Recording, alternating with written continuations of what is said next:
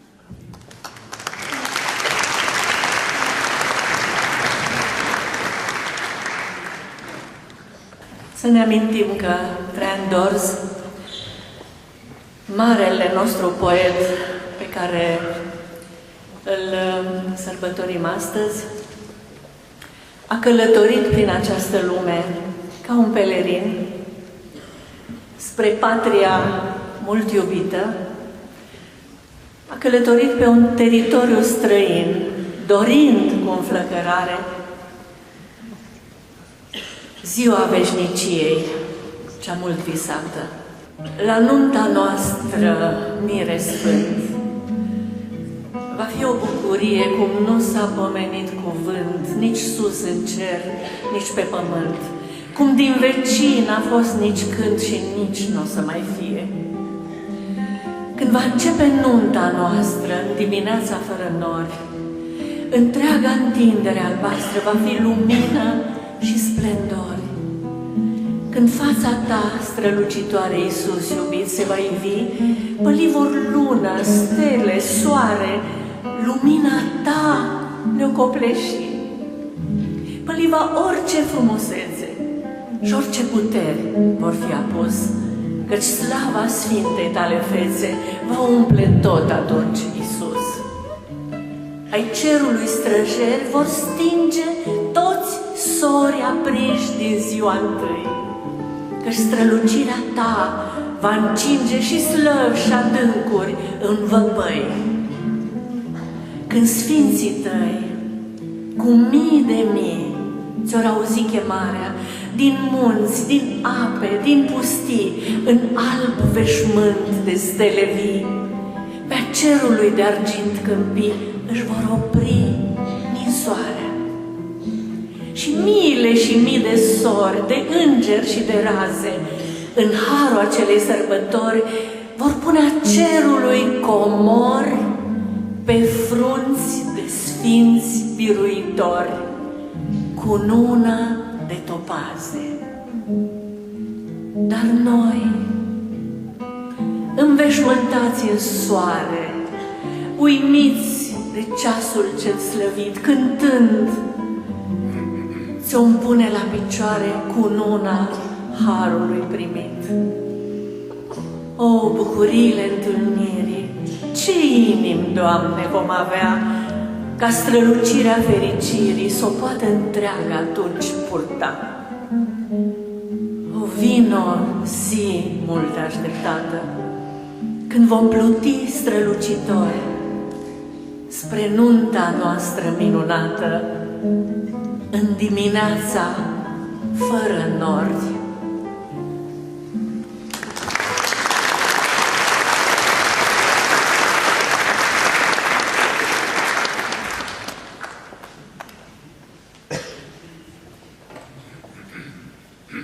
M-am oprit de data asta la o poezie care poate să fie un ajutor pentru cei care, din păcate, nu l-au găsit încă pe Iisus Hristos și îl caută. E o poezie care îmi place foarte mult, că eu simt că poate să fie un ajutor pentru cei care bâșbuie. Cine-i fără de Hristos calcă numai drum pietros, umblă numai pe noptat, chinuit și apăsat, nici nu stă, nici nu sosește, numai viața-și chinuiește. Pentru cel fără Hristos, tot ce vede-i dușmănos. Câmpul plânge amărât, cerul tace mohorât, toate zgoale și străine, și când pleacă și când vine. Celui fără Dumnezeu, tot ce-i vine este greu. Câte stele, toate-i pierd și rămâne fără cer. Cât trăiește și cât moare, n-are niciun strop de soare. Suflet fără de Hristos, nu mai sta necredincios, smulge-te din foc, acum, până n-ai ajuns la scrum, cată calea luminată, până poate fi aflată.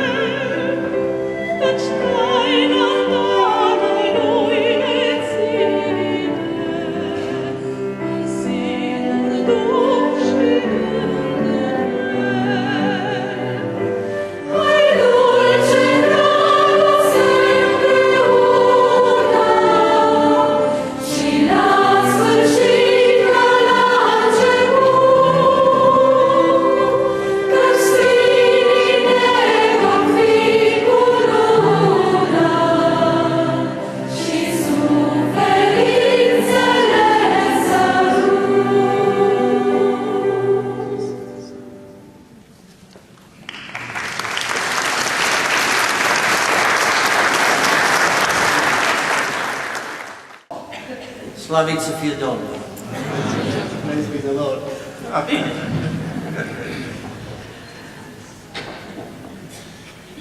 Once there was a Roman official whose son was sick. Un demnitar roman avea băiatul bolnav. And he sent a messenger to Jesus to come to my house. A trimis un rob la Isus ca să-l invite în casa lui. Because he said, I'm not worthy for you to come into my house. Pentru că sutașul acela spunea, nu sunt vrednic să intru în casă. And that's the way I feel tonight. Vreau să mărturisesc că așa mă simt și eu în această seară. This is your house. Asta este casa noastră. It's holy. E un loc sfânt. And I felt like a poor Gentile grafted in. Și mă simt ca unul dintre neamuri care a fost adus aici. And it's a privilege. Și un privilegiu. Like most discoveries in my life, the gift of poetry in a word-searched world landed upon me much later than I would have preferred. Asemenea majorității descoperirilor din viața mea, darul poeziei într-o lume saturată de cuvinte a venit mult mai târziu decât mi-aș fi dorit. But as often is the case, the wait only served to increase my capacity for joy. Dar așa cum se întâmplă adesea, așteptarea n-a făcut decât să intensifice bucuria. I studied economics at Stanford University with the intention of going into business. Am studiat la Universitatea Stanford științele economice cu scopul de a intra în afaceri. Through the ministry of Peninsula Bible Church, I changed course and became a pastor. Însă prin slujirea Bisericii Biblice Peninsula mi-am schimbat cursul vieții și am devenit păstor. Much to the disappointment of my parents. Spre dezamăgirea părinților mei, trebuie să spun. Shortly after graduation, Emily and I were married in 1972. La scurt timp după ce am absolvit universitatea, m-am căsătorit cu soția mea, Emily, în 1972. And we lost our firstborn son, David Jonathan. Și la scurt timp am pierdut pe unul dintre copiii noștri, primul nostru născut, David Jonathan. 9 days after birth. A murit la 9 zile de la naștere. Due to a rare enzyme deficiency. Din cauza unei deficiențe enzimatice. The following year, our daughter Jessica endured the same fate. Anul următor, mi se năștea o fetiță pe nume Jessica, care a avut aceeași soartă. Nothing prepared me for how to process my grief until 1988. Nimic nu m-a pregătit să trec peste timpul acela de jale decât ceea ce s-a întâmplat în 1988. When poetry found me. Atunci când poezia m-a descoperit. I was at that age, 37, when poetry arrived. Aveam 37 de ani când poezia a venit în viața mea. On the outskirts of hell, a poet had shaped the soul of his nation to sing. La marginea iadului, un poet cioplea în sufletul națiunii sale pentru a învăța să cânte. The poet was Traian Dorz, born on December 25th, 1914. Poetul se numea Traian Dorz, născut în 25 decembrie 1914. A man of profound faith who watched his country ravaged and raped and left to grope alone in the darkness. Un om care privea cu groază cum poporul său iubit era devastat și abuzat și lăsat să bâșbuie singur prin întuneric, cum demnitatea îi fusese furată, iar credința atacată fără milă. Working in that wasteland, God gave Dorz a voice powerful enough to pierce the oppressive darkness of communist Romania. Dumnezeu i-a dat lui Dorz o voce suficient de puternică pentru a răzbate prin întunericul opresiunii comuniste. It was a warm summer evening in Cluj. Era o vară călduroasă în Cluj. I had just returned from a meeting full of song and spirit, and I entered my host's home. Tocmai mă întorsesem de la o părtășie plină de Duhul Sfânt și de cântare și am intrat în casa gazdei mele. As I opened the door to my room, I saw him standing there. Când am deschis ușa casei și am intrat în cameră, l-am văzut acolo pe Traian Dorz. Traian Dorz, 73 years of age. Traian Dorz, care avea atunci 73 de ani. He was a man of small stature, but he had a powerful presence. He was a peasant, yet a king. Un om de statură mică, dar cu o putere extraordinară. Un țăran și totuși un rege. Here was a man who endured more suffering and swallowed more evil than I could comprehend. Aveam în fața mea un om care a îndurat mai multă suferință și a înghițit mai mult rău decât eu puteam să-mi imaginez. Seeing him, I felt conflicting emotions within me. Atunci când l-am văzut, am avut sentimente contradictorii înăuntrul meu. Repelled by my own sense of unworthiness, I felt like dust on the scale, and at the same time, drawn by a holy love in his eyes. Dezgustat de propria mea nevernicie, mă simțeam un fir de nisip și eram atras în același timp de iubire sfântă pe care o vedeam în ochii lui. So I showed him a photo that I had taken of the Roman pavement stone in Israel, where Pilate presented the scourged Jesus to the crowd, saying, "Behold the man." I-am arătat o fotografie pe care o făcuse în pavajului roman din locul în care Pilat îl înfățișase mulțimii pe Iisus ce fusese biciuit, spunând, iată omul. And he took that photograph, A luat poza aceea, and he held it with unspeakable tenderness, kissed it, and he wept. a ținut-o în mâini cu o blândețe fără cuvinte și apoi a plâns.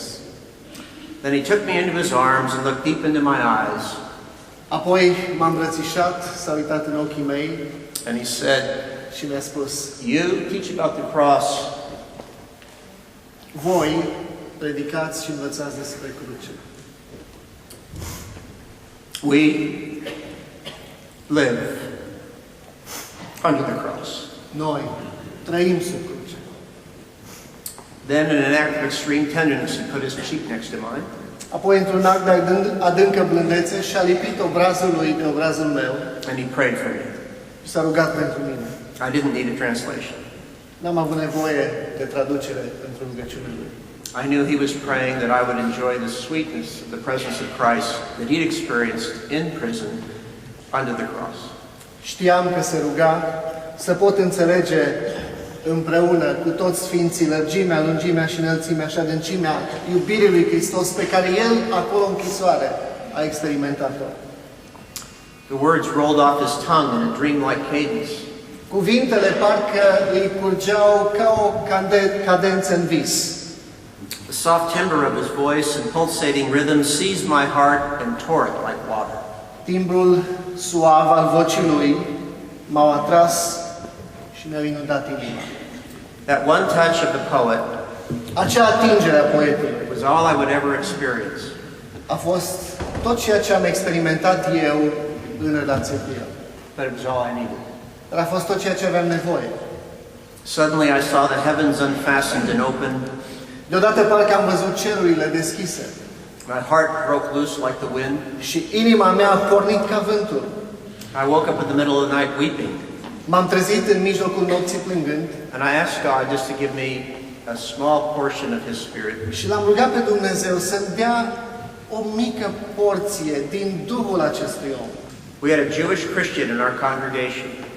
În biserica noastră aveam un evreu creștin He was so moved by the sacrificial love he experienced among Dorz's spiritual children. care a fost atât de mișcat de dragostea jertfitoare a fiilor duhovnicești a lui Traian Dorz, He took his father's inheritance. His father was an Orthodox Jew. încât a luat toată moștenirea pe care o avusese de la tatăl său, un evreu ortodox, And he published 20,000 copies of that hymn. și a publicat 20.000 de exemplare ale cărții lui Dorz. I had no idea how to get those hymnals back into the country. N-aveam nicio idee cum le aducem aceste 10.000 de exemplare înapoi în țară.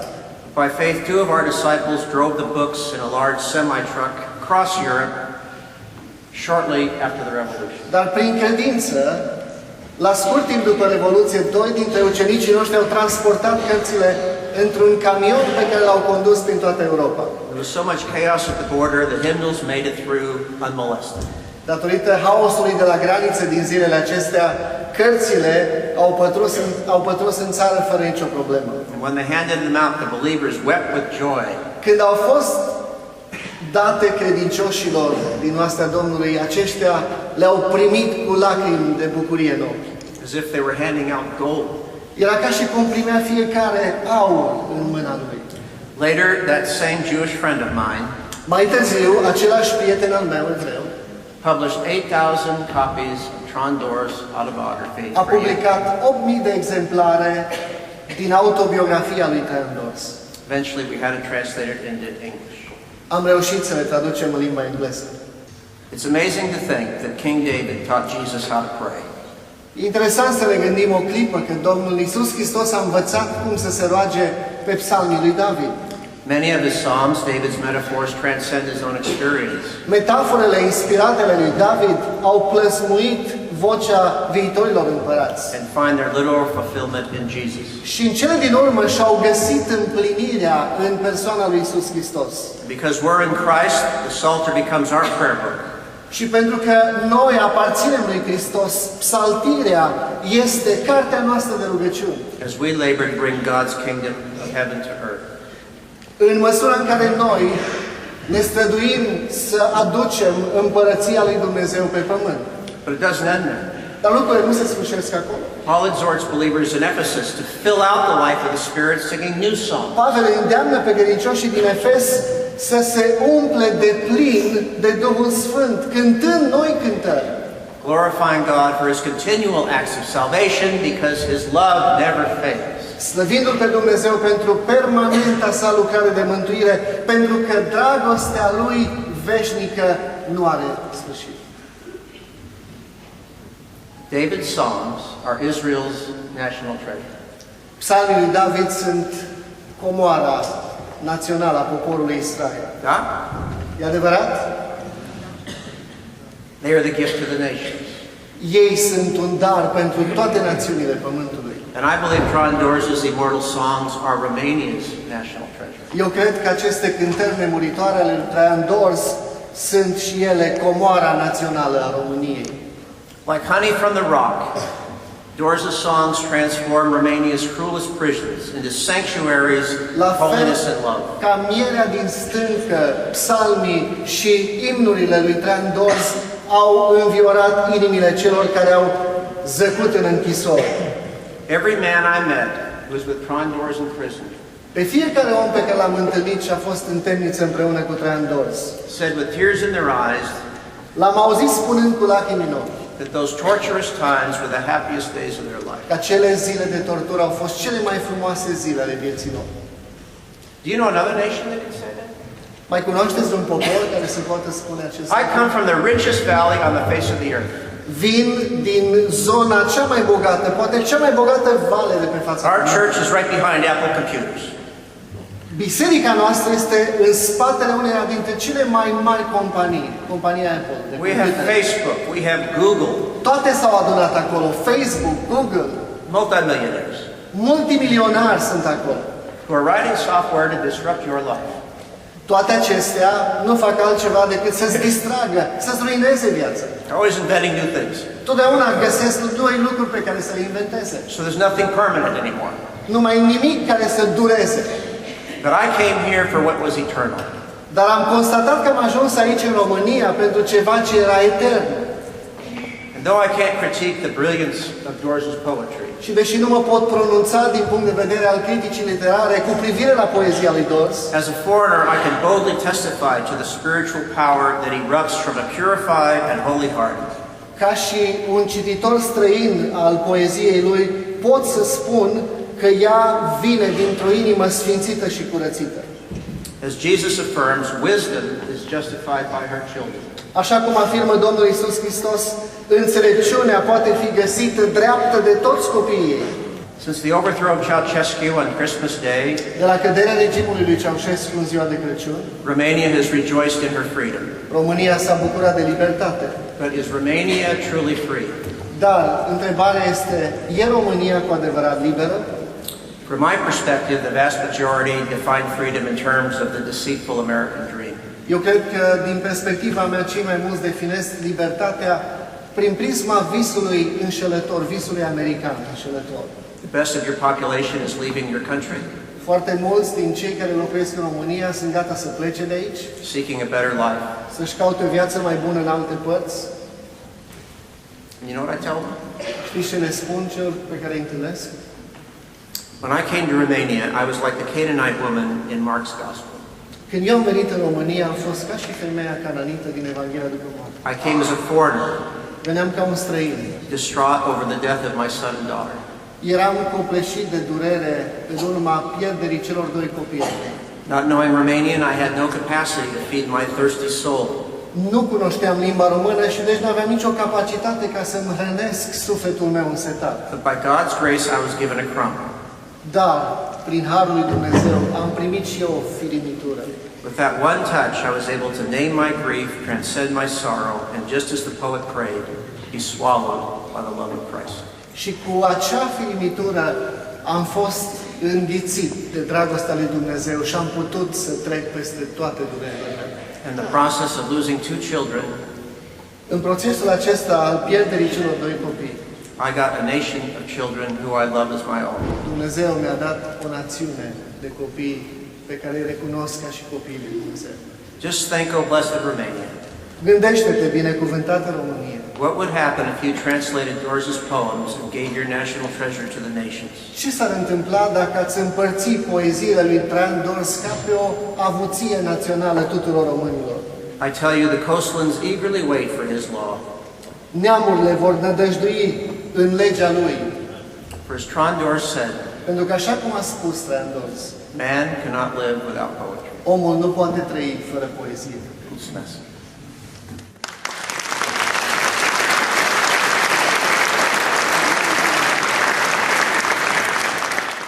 Pastorul Brian Morgan are un prieten, tot american foarte bun, pe numele lui James Foster, care a făcut, între altele, în viață 3 alegeri foarte importante.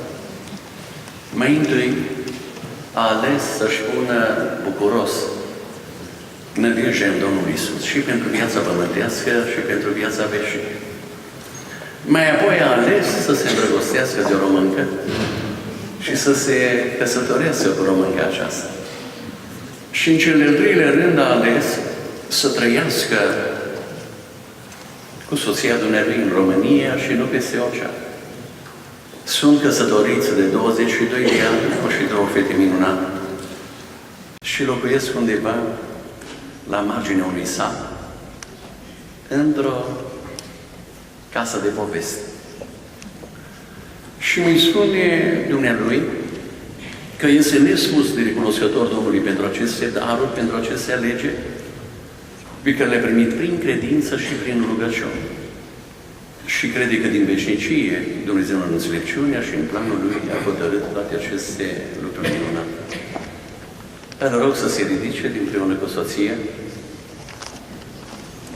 și dacă sunt și cele 2 fete, nu sunt. Și să-i binecuvântăm.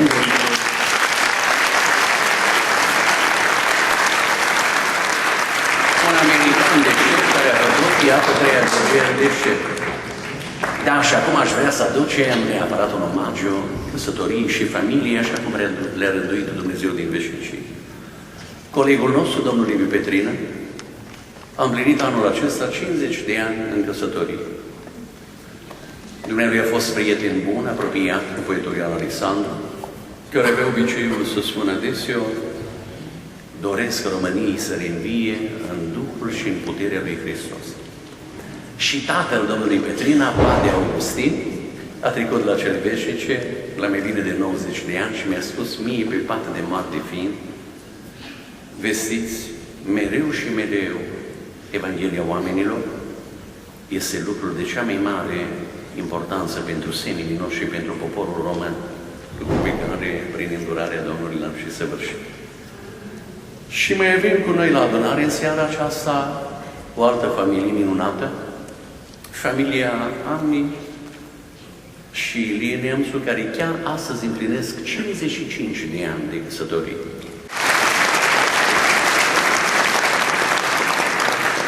Da, fratele Ilie a fost în închisoare în anii 80 pentru Domnul și a lăsat în urmă soția cu cei 7 copii. Astăzi copiii îl vestesc pe Domnul pretutindeni în lumea întreagă. Este inima bisericii și biserica este inima unei națiuni. Când familia este bolnavă și biserica este bolnavă și când biserica este bolnavă și națiunea este bolnavă. Pe de altă parte, când familia este sănătoasă și biserica este sănătoasă și când biserica este sănătoasă și națiunea poate fi sănătoasă.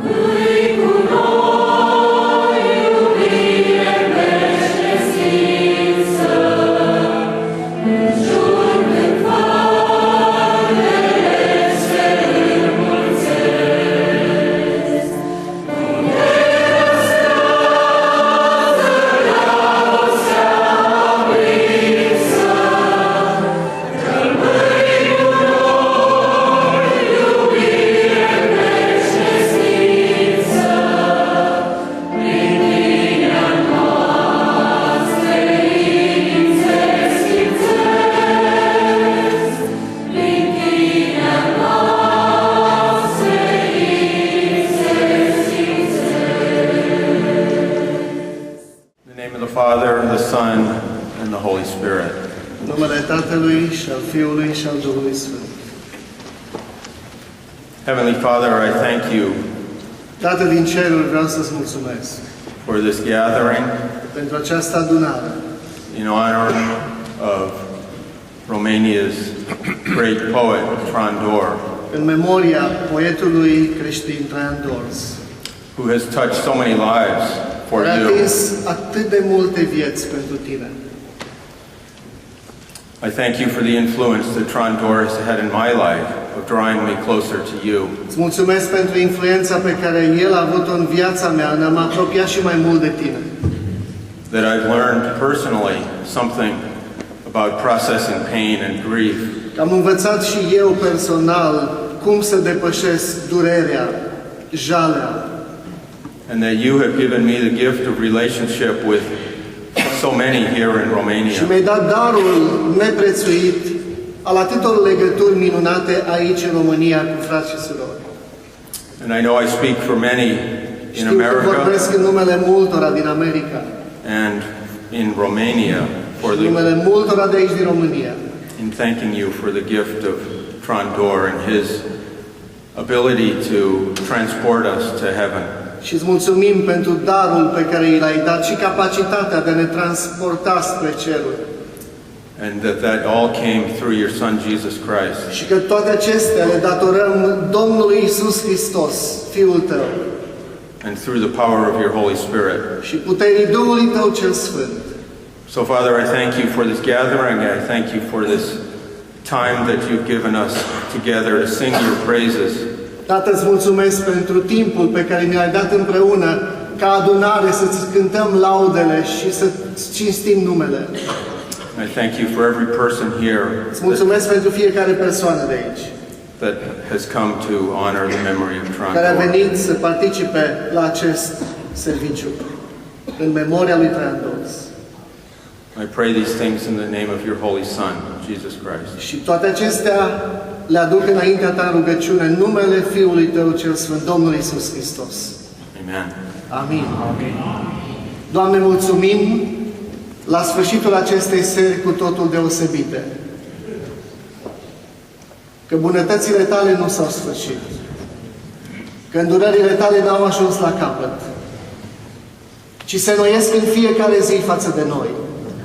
Și în seara aceasta, în popasul acesta binecuvântat al copiilor tăi, de aici din țară și de peste hotare, ne-a adus aminte încă o dată că bunătatea și credincioșia ta ne susțin și în cele mai grele momente ale vieții. Mulțumim, Doamne, că ne-ai vorbit încă o dată și în seara aceasta printr-unul ca și Traian Dorz, care a suferit pentru tine, care a trăit sub cruce și care ne-a învățat că se poate trăi o viață de biruință chiar și în cele mai întunecate și în cele mai grele momente ale vieții. Îți dăm slavă pentru harul tău care este la lucru, pentru bunătatea ta pe care ți-o arăți în fiecare zi față de noi. Și mărturisim cu toții în seara aceasta că noi suntem poporul tău, noi suntem turma pășunii tale, tu ne-ai făcut, ai tăi suntem și vrem să-ți purtăm numele în țara aceasta și pretutindeni până când tu vei reveni. În numele Tatălui și al Fiului și al Sfântului Duh ne rugăm. Amin. Amin.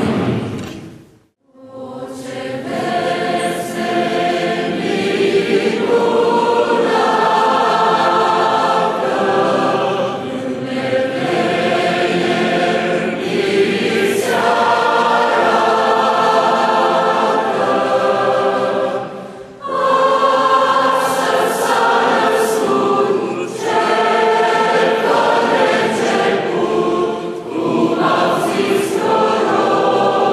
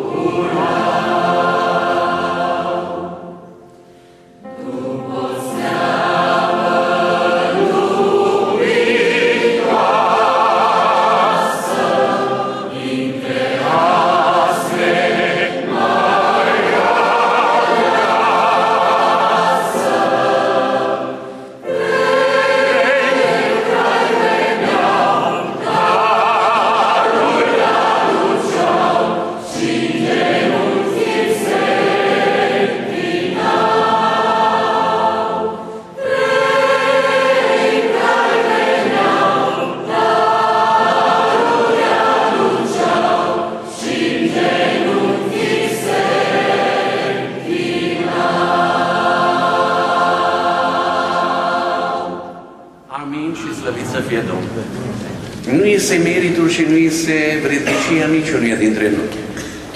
Și cuvântul care spune că Domnul nu-și împarte slava cu nimeni.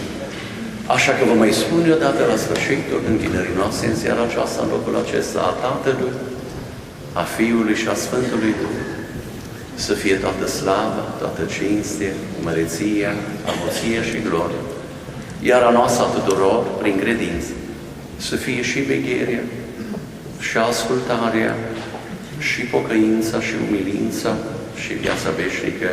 Amin.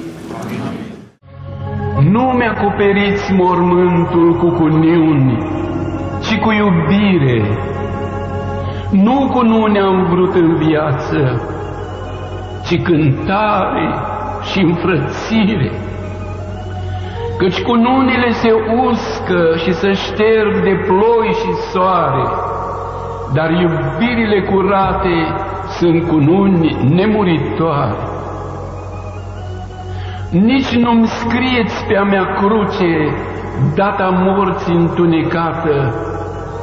Eu am fost născut din ceruri ca să nu mor niciodată. Nici să nu-mi spuneți adio, ci îmi spuneți la revedere. Mâine vom cânta împreună la întâia înviere. Eu mi-am pregătit o cruce și un loc de mormântare. Crucea nu-i a mea, iar locul nu-i mormânt, ci numai pare. Pot muri în orice vreme și îngropat pot fi oriunde, cu o cruce sau și fără, nici o groapă nu mă ascunde. Voi trăi în orice cântec, orice frunză îmi va fi soră, orice fir de iarbă prieten, orice seară, auroră, orice foșnet, frate dulce, casă-mi va fi orice zare, căci prin toate trece veșnic harfa mea nemuritoare. Drumul meu spre lumea asta l-am plătit cu cât pot duce. Drumul meu spre cealaltă l-a plătit Hristos pe cruce. Nașterea spre moartea asta mi-a putut fi cunoscută. Nașterea spre nemurire mi-e în lumina neștiută. Nici o groapă de pe lume nu o să acopere în uitare părtășia ce-am pletit-o, dragostea nemuritoare. Nici o moarte de pe lume nu va nimici vreodată viața ce-a trecut prin soare, cu Hristos împreunată.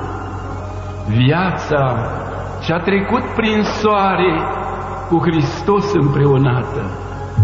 Amin.